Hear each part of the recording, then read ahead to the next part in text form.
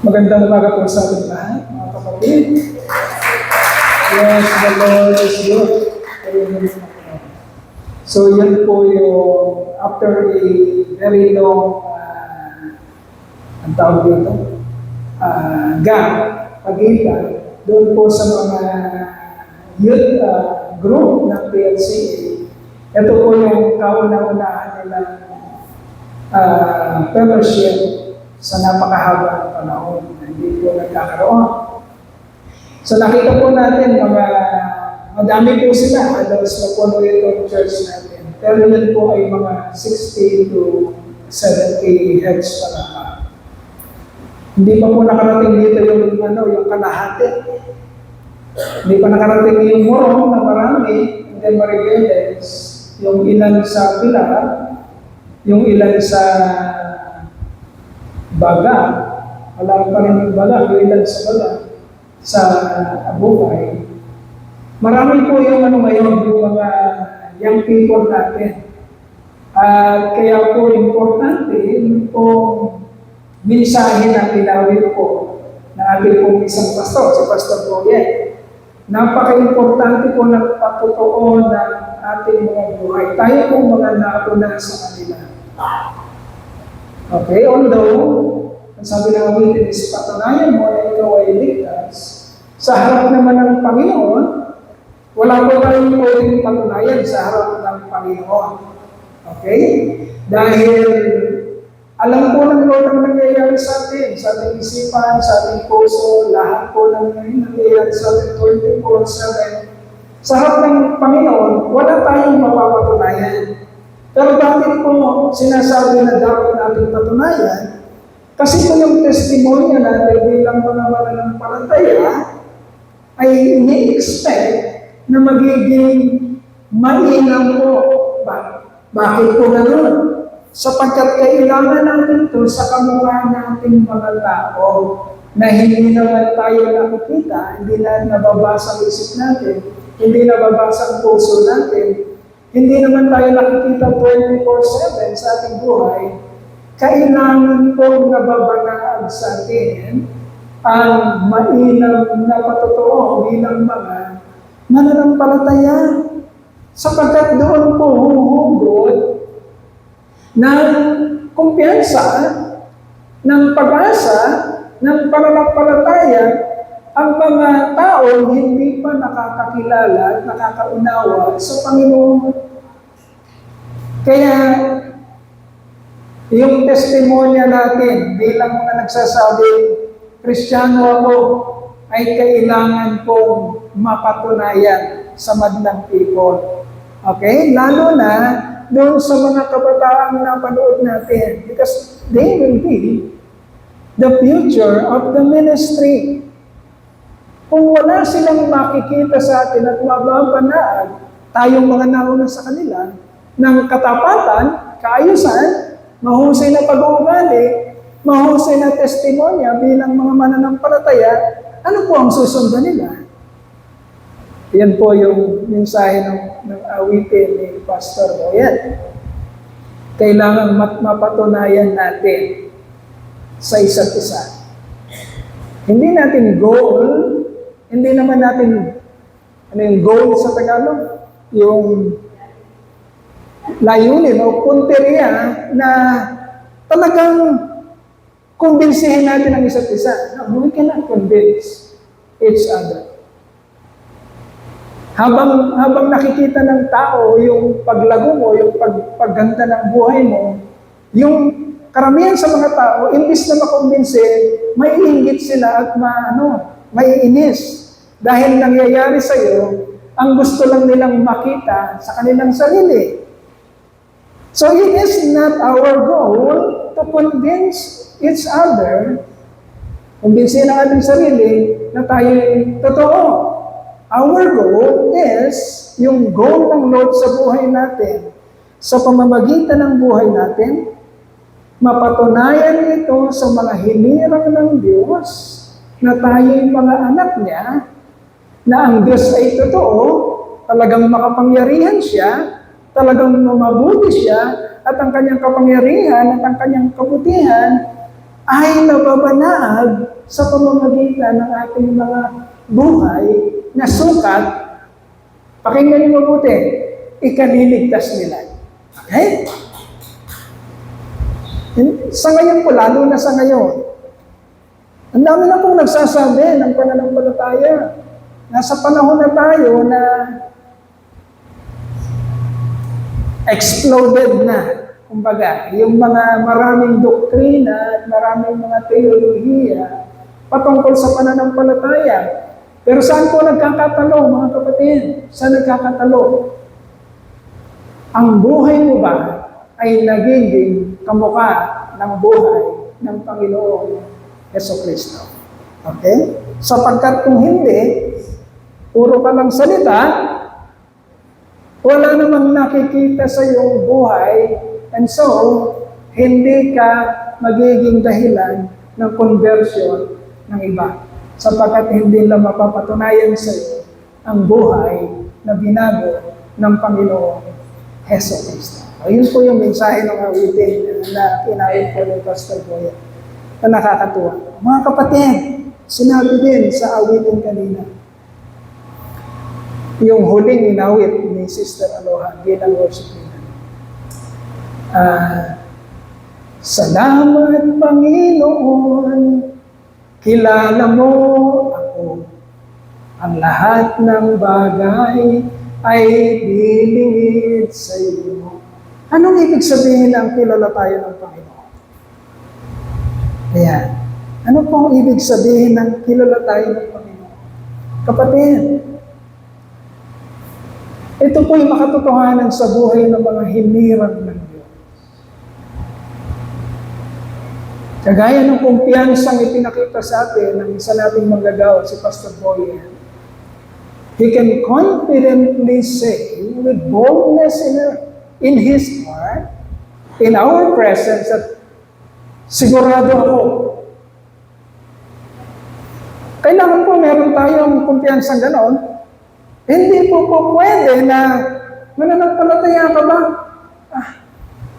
Siguro naman. I think so. Siguro naman mananampalataya ka. No. Hindi po ganun ang binibuild up ng Lord sa isipan at sa puso natin, mga kapatid. If we are a true Christian, an elect of God, isa sa mga pinili niya, tinirang, kapatid, may experience mo talaga yun sa buhay mo. At wala kang, hindi ka mahihiya, sino man yung kaharap mo, na sabihin mo, ako'y kumpiyansa, na anak ako ng Diyos, at ako'y ligtas. Hindi ka nag-aabang-abang, kasi yun ang pananampalataya, mga kapatid. Yan ang pananampalataya, believing with a very deep conviction. Yung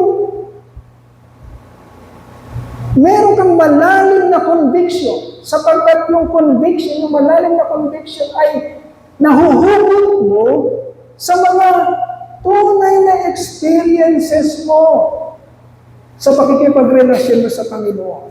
Hindi lang dahil nababasa mo ang truth, kundi ang truth na nababasa mo ay nagaganap sa buhay mo. Nangyayari sa buhay mo. Kaya may kumpiyansa kang tumindig. Kilala mo ako, Lord. Na-experience kita.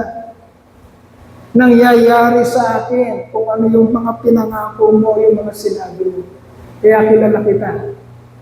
At sa buong buhay ko, o aking Diyos, ay patuloy kong i-desire ang makapiling ka, hindi lang sa buhay na ito, kundi hanggang sa buhay na walang hanggan. Pag naroon na ako, o aking Diyos, pag naroon na ako sa piling mo, sasambahin kita ng walang tigil.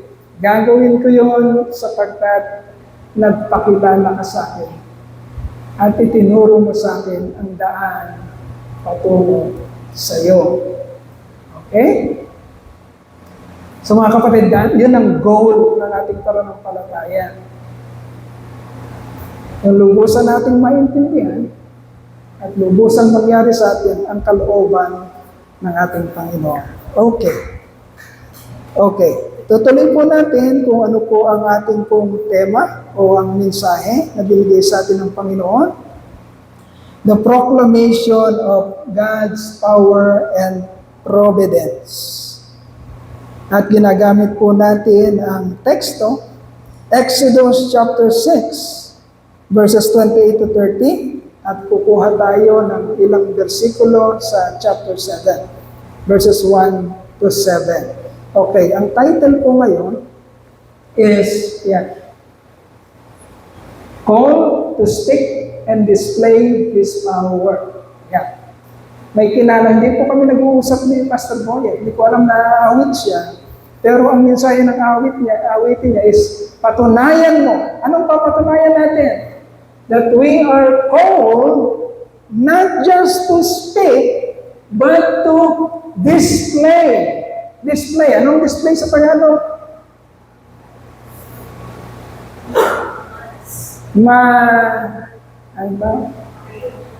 Makita sa buhay mo. Yun. Ma-display sa buhay mo. Magawa mo. Hindi lang yung sinasabi natin, kundi yung kapangyarihan ang kapangyarihan ng Diyos sa pamamagitan ng ating buhay. Tinawag ka para salitain at gawin ang kapangyarihan ng Panginoon sa buhay mo. And we will read 6:28 to 20 to 30, and then 7, 1 to 7. Let us read. Now when the Lord spoke to Moses in Egypt, He said to him, I am the Lord. Tell Pharaoh, king of Egypt, everything I tell you. But Moses said to the Lord, since I speak with faltering lips, why would Pharaoh listen to me? Ito na naman si Moses. Ito na naman si Moses. Angal na naman. Ayaw na naman sumunod. Duga na naman. Makita natin all throughout. Maganda yung iniisa-isa natin eh. Makikita talaga natin what happened, kumbaga. Ano talaga yung istorya. Makita natin sino ang Diyos. Makita natin sino si Moses. Paano siya nakumbinsi ng Panginoon. Moses said to the Lord, since I speak with faltering lips, why would Pharaoh listen to me? Then the Lord said to Moses, see, I have made you like God to Pharaoh, and your brother Aaron will be your prophet. Medyo controversial yun, pero ipapaliwanag natin mamaya. Sabi doon, I have made you like God to Pharaoh. Controversial. Dahil sabi ng Diyos, thou shall have no other God beside me. Okay? Pero papaliwanag natin yung konteksto mamaya. Dahil ang Diyos mismo nagsabi, I have made you like God to Pharaoh, and your brother Aaron will be your prophet. You are to say everything I command you, and your brother Aaron is to tell Pharaoh to let the Israelites go out of his country. But I will harden Pharaoh's heart, and though I multiply my miraculous signs and wonders in Egypt, he will not listen to you. Then I will lay my hand on Egypt, and with mighty acts of judgment, I will bring out my division, my people, the Israelites. And the Egyptians will know that I am the Lord when I stretch out my hand against Egypt and bring the Israelites out of it. Moses and Aaron did just as the Lord commanded them. Moses was 80 years old, and Aaron 83 when they spoke to Pharaoh. So pagka hinihimay-himay mo, lumalabas yung mga details, di ba? Ilang taon si Moses nung inilabas sa mga Israelita? 80. Kasi nandito sa scripture. nandito sa Exodus. At ang kapatid niyang mas matanda, 83. Nakasulat sa 7, sa 7:7 ng Exodus. Okay. So after experiencing disappointments, okay, dahil nanggaling tayo doon sa mensahe na when results are not expected, are not as expected. When results are not as expected. Okay? Kung hindi nangyayari yung inaasahan mong mangyari, doon tayo nanggaling, doon sa mensahe na yun. But after experiencing, dahil hindi nga nangyari, kung ano yung gusto nilang mangyari, after experiencing disappointments, when the results are not as the anticipated good things from God, Moses and Aaron again will have to listen and obey God's command continually. Okay? Ang hirap ng challenge. Alam natin ang sitwasyon ni Moses.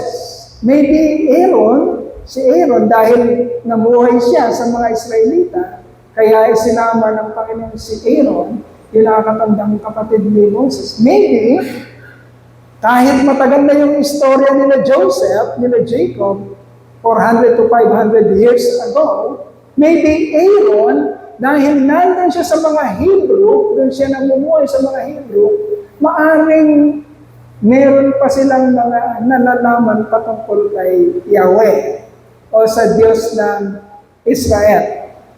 Maaring yung lipat-lipat ng pananampalataya sa bibig ay meron pa rin sa mga Hebrew nung panahon na yon, at maaring lamang si Aaron kay Moses patungkol doon sa knowledge na yun.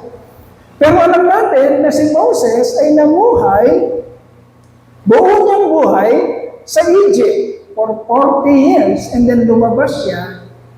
Ang pinamuhay naman niyang buhay sa desierto ay buhay ng mga Midianite sa kanyang biyanan na si Jethro, hindi pa rin mga Israelita.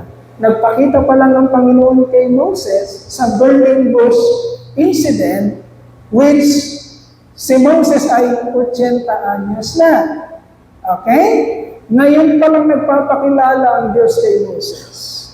Ngayon yung unang arangkadahan ng utos ni Yahweh kay Moses, disappointments ang meron si Moses dahil hindi nangyayari immediately kung ano yung pinangako ng Panginoon, bagkos imbis na kalayaan ay mas matinding pagkaalipin ang dinanas ng mga Israelita. Kahit na ipangako na ni Moses sa mga Israelita na papalayain sila ng Panginoon. Sa ganong kalagayan, mga kapatid, too much disappointments, eto pa rin ang Diyos, pinipilit pa rin si Moses at si Aaron na makinig at sundin ng walang pag-aalinlangan ang kanyang inuutos. Okay? Mahirap yan. Parang wala pang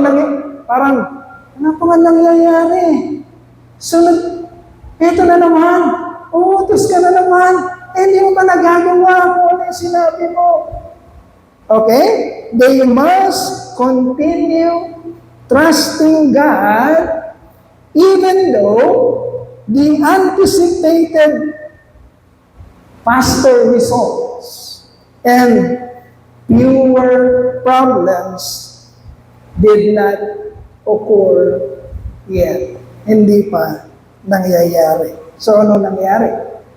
Sa istoryang binabasa natin. Expositions. Tayo mga kapatid. Verses 28 to 29. Bakit?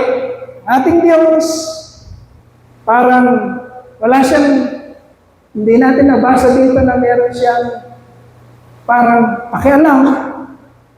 Parang gano'n. Sa kung ano yung sentimiento ng mga Israelita at ni Moses at Aaron sa sitwasyon na yun. Parang Di pa natin nababasa na kailangang sumagot at magpaliwanag ng Diyos sa mga Israelita at kay Moses. Okay. Anong katotohanan, mga kapatid?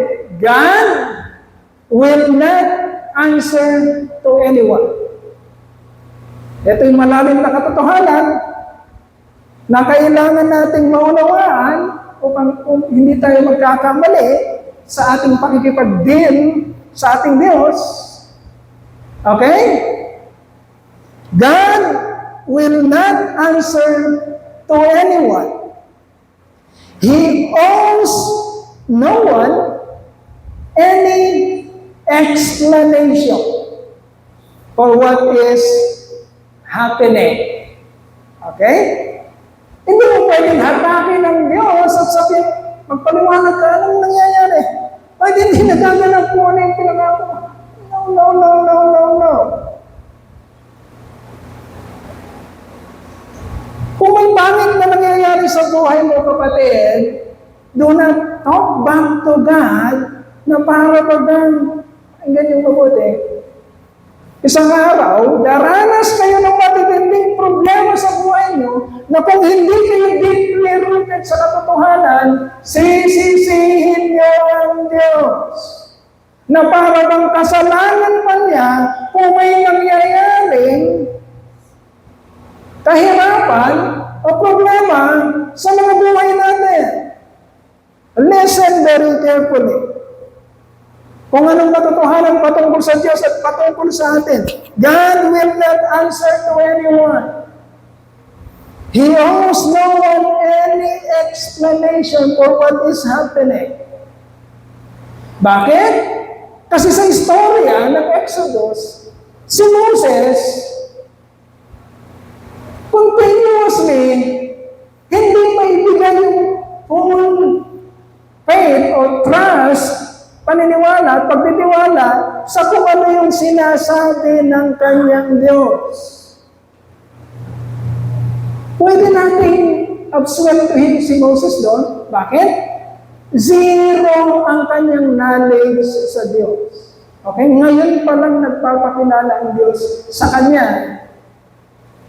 At sa ating lahat, sa istorya ng sanlibutan, dito halos magpapakilala ang Diyos sa kanyang kapangyarihan sa panahon ni Moses. Kung sino siya. At kung anong kaya niyang gawin. Pwede natin maisip. Absuelto si Moses. Wala siyang kaalam-alam. Zero ang kanyang knowledge. Pero sa panahon natin ngayon,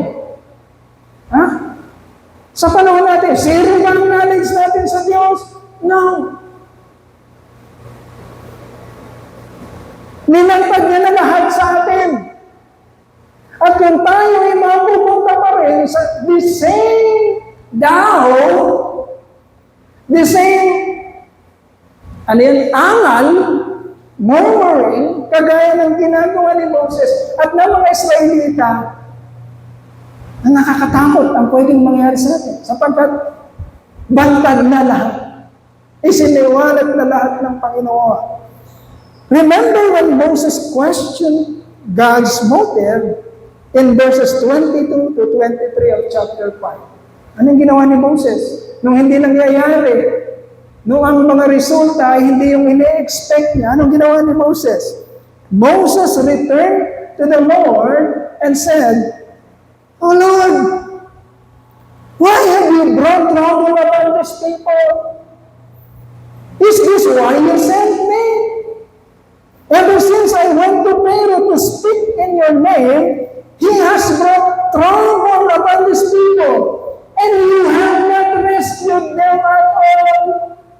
Tingnan mo yung pamamaraan ni Moses. Kaya mo ba ako tinawag? Para ipahiya ako? Ano bang pinangako mo? Magmula na makipag-usap ako kay Pero, na ikaw din na nagsabi na makipag-usap ako kay Pero, walang magandang nangyayari. Pinabigyan mo pa kalagayan ng mga Israelita. You have not rescued them at all. Mababasa niyo yun, mga kapatid, Exodus chapter 5, verses 23. 22 to 23, you have not rescued them at all. But God, tingnan mo ang style ng Diyos, kapatid. God never said to Moses, hindi siya sumagot na parang meron siyang pagkukulang kay Moses. Anong sinabi ng Panginoon? Ano sabi niya? God never said to Moses, I'm sorry, Moses. I'm sorry kung hindi ko pa nagagawa kung ano yung tinangako ko. Pasensya na, hintay-hintay na, Moses. Walang nakasulat na gano'n.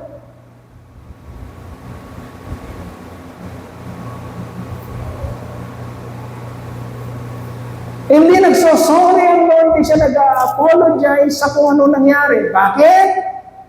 God never apologizes. Okay? Bakit hindi siya mag-apologize, mga kapatid? Dahil ating Diyos ay hindi gagawa lang, kailanman hindi siya gagawa lang, mali. Sino ang nag-apologize?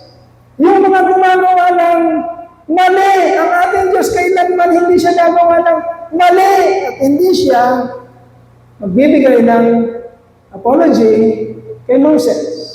Sinong hindi nakakaunawa sa sitwasyon? Ang Diyos ba? O si Moses? Si Moses. Sinong hindi nakakaunawa ng sitwasyon? Ang Diyos ba? O ang mga Israelita? Ang mga Israelita. Because they have a very short-sighted perspective about who God is, what is His motive.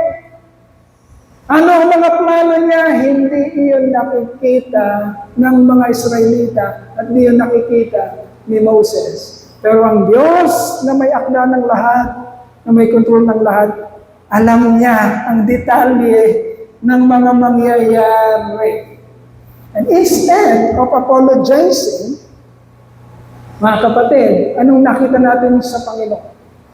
Nung nagto-talk back si Moses sa Diyos, anong nakita natin sa Panginoon? Sinagot ba siya ng Diyos, I'm sorry, hindi gano'n na naging sagot ng Diyos. Ano naging sagot ng Diyos? Moses, I am the Lord! Go to Pharaoh, go back to Pharaoh, and tell him what I commanded you to tell him. Give him the message.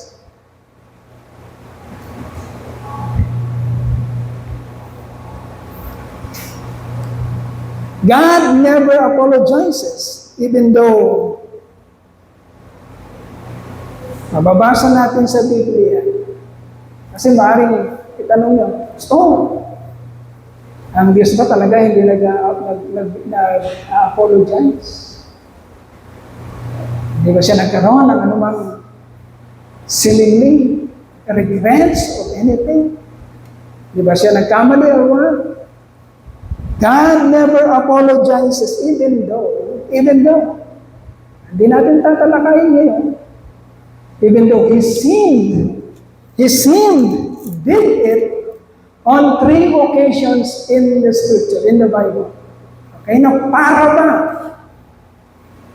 Tatalakayin natin, hindi natin tatalakayin kasi may mga konteksto ito. Kasi maaaring i-point out niyo sa akin na, Pastor, ang Diyos nagkaroon ng regrets. May nakasulat na, yes, maaaring nyo i-point out yun, pero may context yun, mga kapatid. Ang mga verses na yun ay tatlo. On 3 occasions sa Bible. Genesis chapter 6, verse 6 to 7. Samuel chapter 15, verse 11. And Jeremiah chapter 42, verse 7 to 17. Baka maiisip niya, hindi na pag-aralan ito ng pastor namin. No! Tinignan niyang mabuti. Nandito yan. Kaya kung ipo-point out natin, may konteksto ito. At pwede niyo akong puntahan para mapaliwanag sa inyo anong konteksto ng mga versikulo na para bang nagsasabing nagkamali ang Diyos at siya nalulungkot na nagkamali siya. Okay? Yung mga sinabi ko mga verses. And then in the New Testament, mga kapatid, Pag binasa mo ang New Testament, mula sa Gospel hanggang sa Epistles ni Paul at ng mga apostoles hanggang sa Revelation, Jesus has no record in the Bible, in the New Testament, modeling parang scenarios or situations na para bagang nagsosorry siya, na nakagawa siya ng mali, kaya nag-a-apologize siya. Wala kayong mababasa gano'n. Bakit?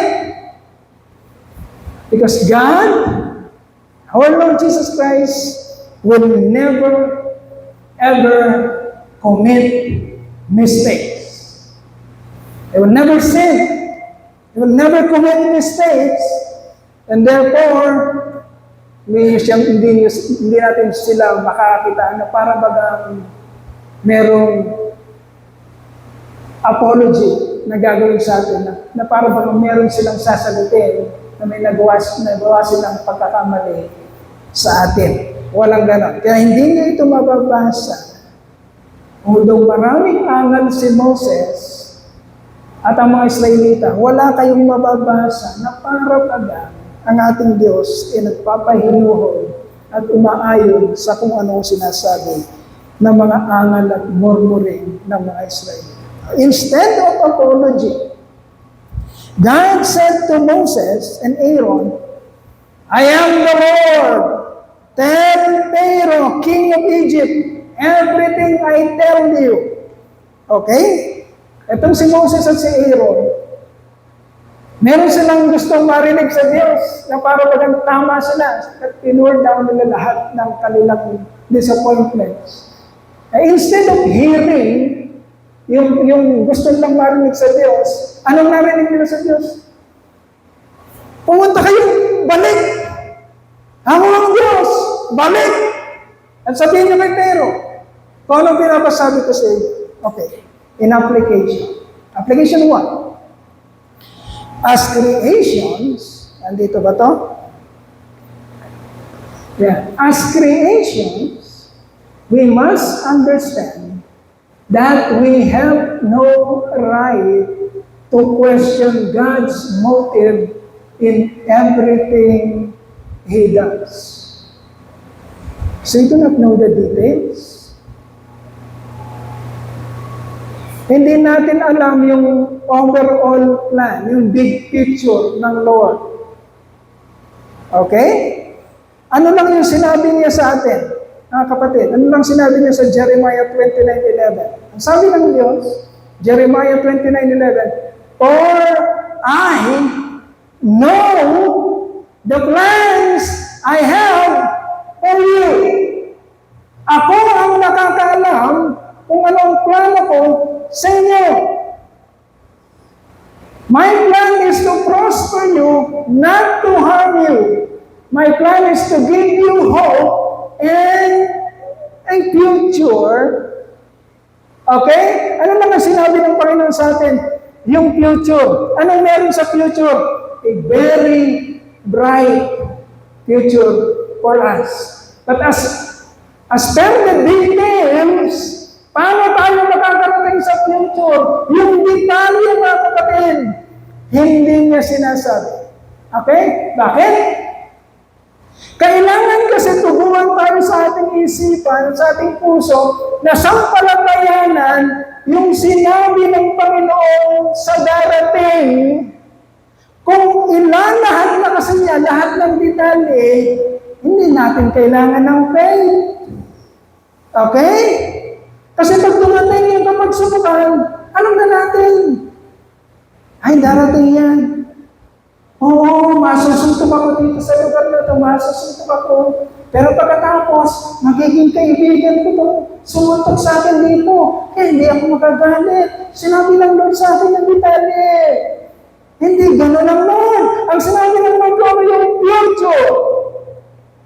Kung ano meron tayo sa langit, dahil ang kailangan ng Lord is pananampalataya, paniniwala, pagtitiwala sa kung anong sinabi niya para sa future. Okay? Faith is the conviction of things hoped for. The substance, the conviction of things not seen. Okay? Yung hindi mo nakikita. Pag sinabi ng Diyos na meron doon, maniwala kang meron doon. As per the details, kahit na pangit ang nangyayari along the way, dahil sinabi ng Lord na maganda ang dulo, sige lang kapatid, diretso lang, lakad lang, huwag kang titigil, sapagkat ang nasa isip mo at nasa puso mo ay ang pangako ng Lord na may magandang mangyayari sa dulo. May magandang mangyayari sa dulo. Okay? Romans 9:20-21 says, kaya hindi tayo pwedeng kung pangit na nangyayari, kung hindi na pabor sa atin ang nangyayari, wala tayong karapatan na questionin. Lord, akala mo ba? Sinabi mo sa akin, naparito ako, upang bigyan kita ng buhay, isang buhay na ganap, at kasya-siya. Anong masaya dito, Lord? May ganito nangyayari, anong masaya dito? We cannot question that. We cannot talk back to Him na para bang may ginagawa siyang pangit sa buhay natin. Kahit na talaga namang pangit ang nangyayari sa buhay natin. Okay? Romans chapter 9, verse 20-21 says, but who are you, O man, to talk back to God? Sino ka? Para salita sa Diyos. Shall what is formed say to Him who formed it, why did you make me like this? Ba't ganito ang ginawa mo sa akin? Does not the potter have the right to make out of the same lump of pudding, lump of clay, some pottery for noble purposes and some for common use? Okay? Sa totoo lang, kapatid, mapalag tayo kung nandito tayo, nakakapakinig, nakapag-isip, merong buhay, merong dugong nananalaytay. Kasi ang totoo, kung hindi ka kinrein ng Lord, isa ka lang din sa tinatapakan ni Aloha, papuntang kapunitan. Bakit? Nandun ka lang sa lupa dahil hindi dinesisyon ng Lord na ma-create ka bilang tao. Kaya ikaw ay alabok lang. O maaaring talagang wala ka talaga. Okay? Kamukha ka lang ng mga lupa na tatapak-tapakan yan at minsan, yung asong pinrate ng Lord, pwedeng pinupupuan ka lang. Yun lang tayo. Kung hindi nagdesisyon ng Lord na i-molde tayo at i-create tayo bilang tao na nakakapag-isip, nakakaramdam,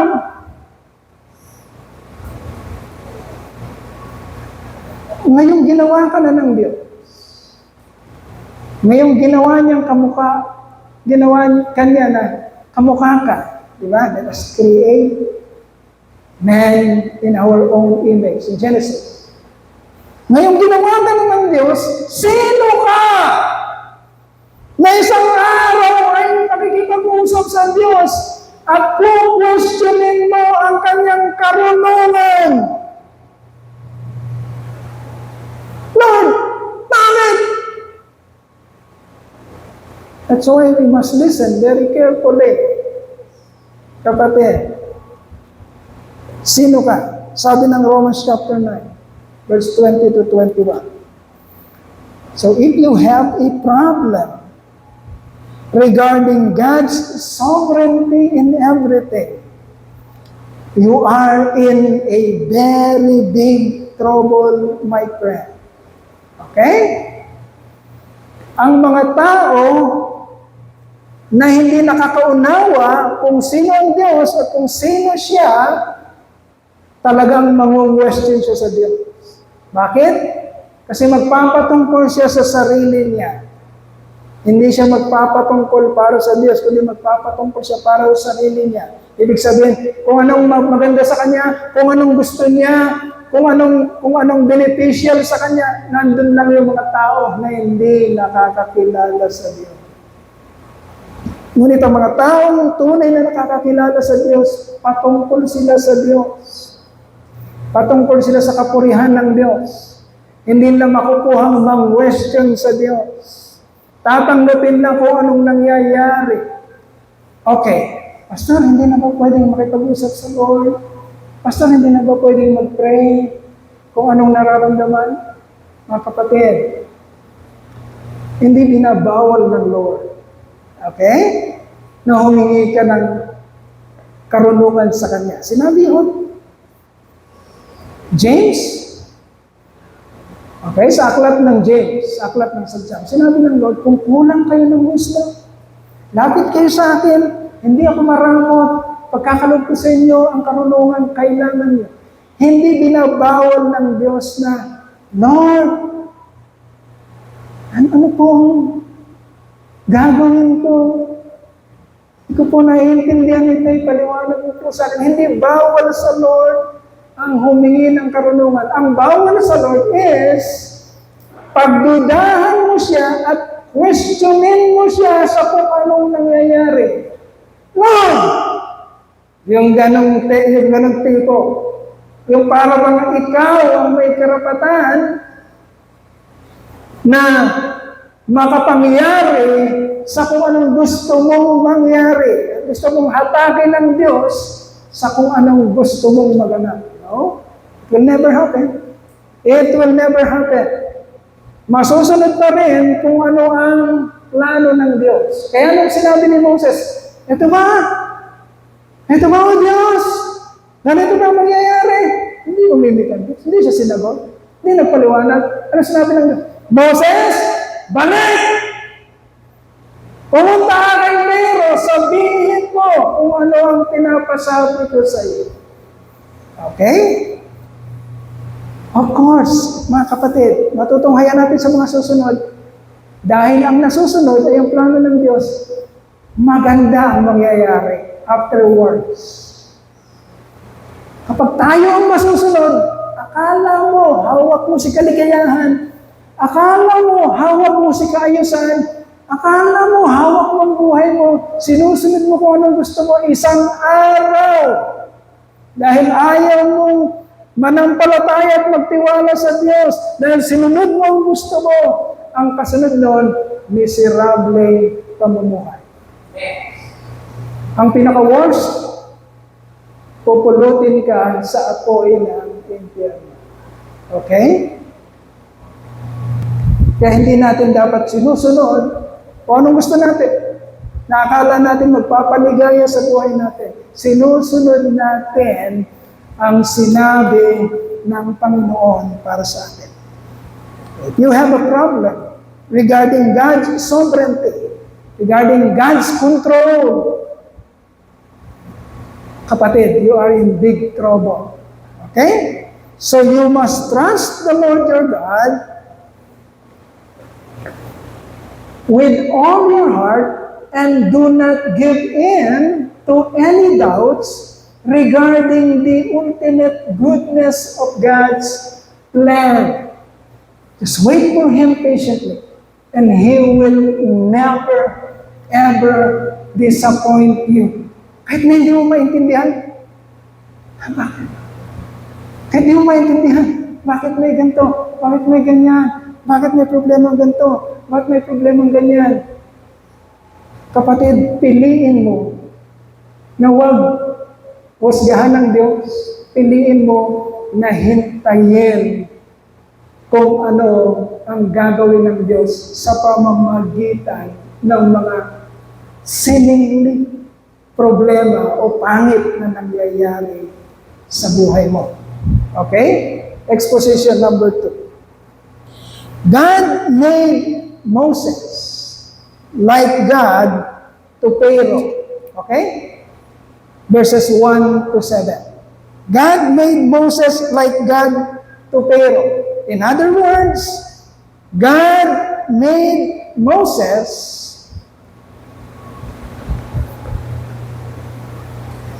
a powerful person in everyone's eyes. He made him as someone who is deserving to be listened to. Okay? Bakit? Ang tanong, why? Bakit kailangan ng Diyos na kagaya ni Moses na gagawin niyang parang makapangyarihan, parang Diyos na makapangyarihan sa mata ng madlang people? Remember, hindi kilala si Yahweh sa panahon ni Moses. Okay? Remember that the Israelites, Moses and Aaron, ang dinidil nila ay isang makapangyarihang nation, makapangyarihang kingdom. Anong kingdom yan? Egypt. Pinakamakapangyarihang kingdom. Remember na mayroong mga Diyos na sinasamba ang Egypt. Remember also na sa panahon na yon, ang parang namamayagpag na Diyos ay ang mga Diyos ng Egypt. Kasama na doon ang paniniwala nila na ang Pharaoh o hari ng Egypt ay isang Diyos. Okay? Yun ang konteksto. Yun ang senaryo. Makikita natin ang plano ng Diyos, ang motibo ng Diyos, bakit magtitindig siya ng isang tao. Magtitindig siya ng isang Moses na nakikita ng naked eye in behalf of him na espiritu na hindi nakikita. Gagamitin niya si Moses as an, young people, object lesson. Okay? Object lesson. So, okay. Pharaoh himself was considered a god. Pero mababasa natin doon, mga kapatid, para hindi maging controversial sa inyo. Hindi na natin. Tingnan niyo na lang sa mga Biblia niyo, sa mga Bible niyo. Mababasa natin doon sa chapter 7, verse 1, sundan niyo lang, sabi doon, "Then the Lord said to Moses, See, I have made you like God." Ano nakasulat na tawag dito? Capitalize ba yung God na sinabi doon? Capitalize? Ha? Capitalize ba? Capitalize. Pero pinipertain ng Yahweh na yung like God na yun ay sino? Si Moses. Okay? I will make you, Moses, like God. Now, take note. Hindi na sinabing, I will make you a God. Ang sinabi niya, I will make you like God. Kamukha lang ng Diyos, hindi Diyos. Pero ang sinasabi niyang kamukha ay yung totoong Diyos. Kaya dapat capital letter G. Kasi kamukha ka ng totoong Diyos. Kasi si Pharaoh, makikita natin dito, God din siya sa mata ng mga Egyptians, pero never na ginamit sa kanya ang capital letter G. Palaging small letter G kasi hindi naman siya totoo Diyos. Sana maniwanag yan, mga kapatid. God said, God made Moses like God to Pharaoh. Okay? Because Pharaoh himself was considered a God, small letter G. So he treated Moses as one of his subjects. Okay? Ang tingin niya kay Moses, na isang Israelita, ang tingin niya kay Aaron, na isang Israelita, ang tingin niya sa lahat ng mga Israelita, at mga alipin niyang, mga Ehipto rin, ang tingin niya sa lahat ng iyon, ang tingin ng Pharaoh is subjects. Okay? Ibig sabihin, mga tao ko kayo, mga alipin ko kayong lahat, sapagkat ako, sabi ni Pharaoh, ako ay Diyos. Okay? Yun si Pharaoh. His refusal to listen and give in to Moses' words shows that he did not acknowledge Moses. And therefore, he did not acknowledge Yahweh or the message of God na dinadala ni Moses. Okay? Okay. He did not acknowledge Yahweh, and he think that Yahweh is also subject to him. Okay? Mas mababa kaysa sa kanya. So, anong gagawin ng Diyos? Dahil yun ang prevailing yun ang prevailing na situation, umiiral na situation, sa pagkakataon na yun, anong gagawin ng Diyos?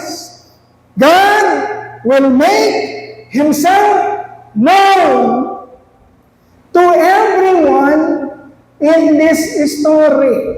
Kaya mga kapatid, pag binasa niyo Exodus, dito niyo mababasa yung napakatitinding, napaka-amazing na acts of God na mababasa niyo sa Biblia. Na parang mga imposible. Imposible naman talaga pag ang Diyos. Na hindi niyo na makikita muli na mangyayari sa kapanahunan natin. Pero nangyari ito sa kapanahunan ng Exodus. Bakit? Listen very carefully. Dito nagsisimulang magpakilala ang Diyos sa matang people. Kaya kailangan niya ng isang amazing acts na hindi kayang makita ng tao saan man, kanino man, maliban sa totoong Diyos. Totoong buhay na Diyos. God will make Himself known to everyone in this story. And He will use the arrogance of Pharaoh to display His power, His judgment sa Egyptians, and He will display His providence in the lives of the Israelites. He will make it more evident by making or the hardening of Pharaoh's heart. Babasa niyan, pagka nag-theology na kayo, mababasa niyan kung paano pinaliwanag ni Apostol Pablo sa mga taga-Roma, Romans chapter 9. Bakit ganun ang hardening ng heart ni Pharaoh? Okay? Ibig sabihin mga kapatid, ano man yung nangyayari sa iyo ngayon, parang pangit man, gamitin ng Lord ang lahat ng pangit na nangyayari na yon upang sa pamamagitan ng lahat ng ito, pag binubuo na yung detalye, mas nakikita mong gumaganda ang istorya at lalong nagiging evident sa pamamagitan ng mga struggle, sa pamamagitan ng mga affliction, sa pamamagitan ng mga problema, lalong tumitingkad ang display ng kapangyarihan ng Panginoon. Paano niyang ginagawang posible ang mga imposible. Kung wala kasing ganun, anong pag-uusapan natin dito?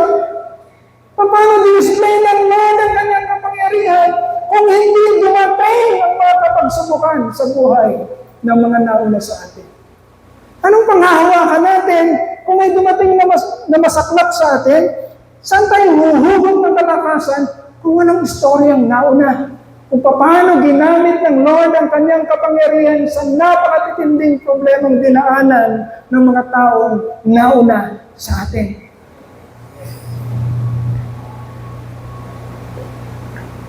Okay? So, application. We will close with this application. Application number 2. Ano mangyayari sa atin? Anyone who is called by God will be used as a channel of His power and providence. God will make that person influential by both in words and in deeds. Tandaan yan. Mga kapatid,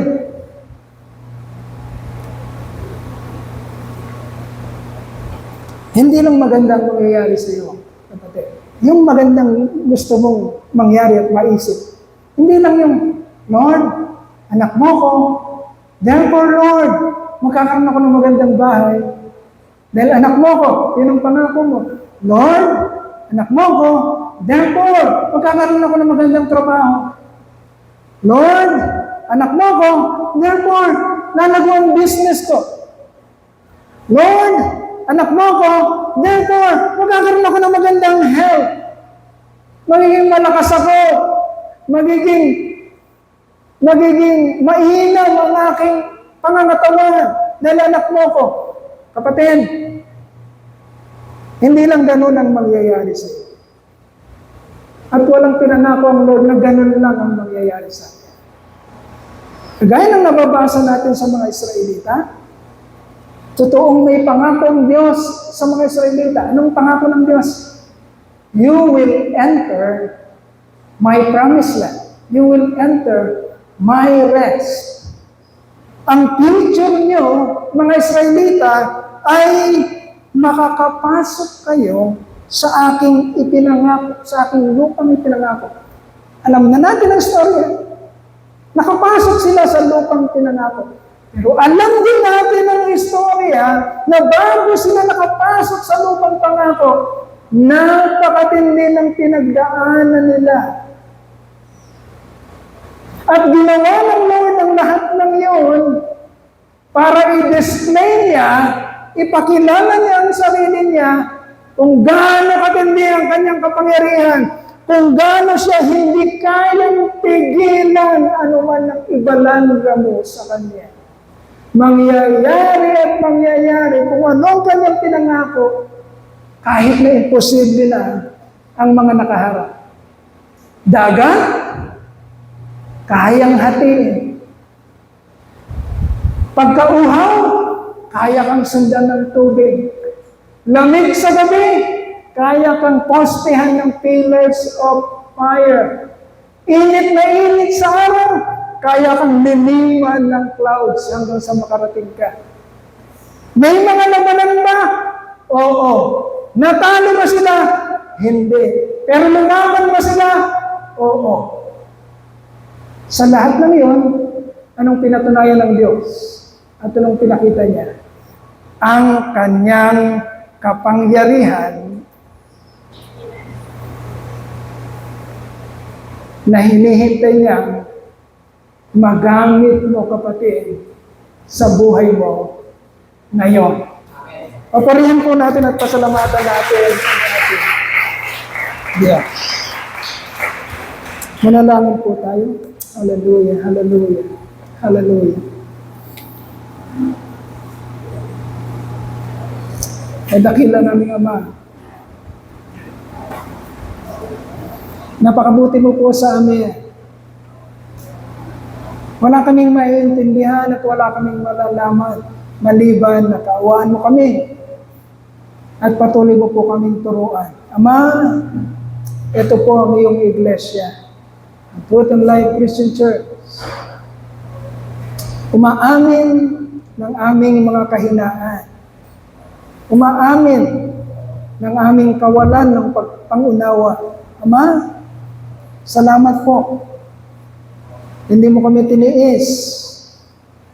Hindi mo kami pinabayaan. Hindi mo kami iniwanan. Nandiyan ka palagi. Kinukulit kami. Pinapakialaman ang aming mga buhay upang matutunan namin kung ano ang tama at upang makarating kami sa iyong inihandang buhay para sa amin. Masalamat po sa buhay ni Moses. Salamat po sa mga istorya na nagiging kalakasan namin kung paano kang gumagawa at kung paano kang nagpapakilala upang tumubo ang pananampalataya at pagtitiwala ng iyong mga hinirang. Masalamat po. Ito po ang iyong iglesia. Naninikluhod, humihingi ng patuloy na awa at grasya. Ama, sinasangguni po namin sa iyo lahat Pinapatalo po namin sa iyong lahat ng aming kagustuhan. Ang nais namin mangyari sa aming mga buhay ay kung ano ang pinaplano mo aming Ama. Payapain mo po kami. Bigyan mo po kami ng kaunawaan. Dumaranas man po kami ng mga pagsubok sa aming mga buhay.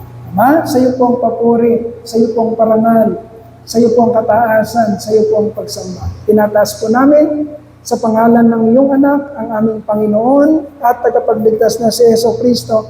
Amen, amen, amen.